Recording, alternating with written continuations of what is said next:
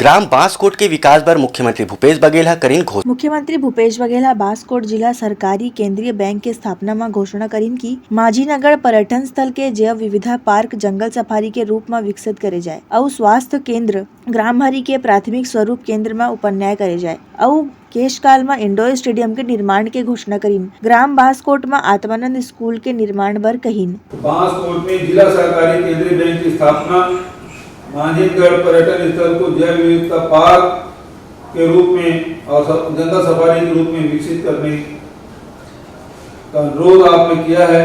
उप स्वास्थ्य केंद्र गंवरी को प्राथमिक स्वास्थ्य केंद्र उन्नयन और केशकाल में इंडोर स्टेडियम निर्माण करने के मांग आपने की है।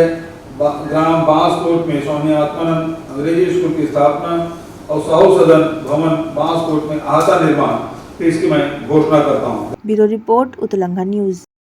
Soar Sandesh, the buzz on Utlangha News Channel, national and international bulletin in Chhattisgarhi and English language.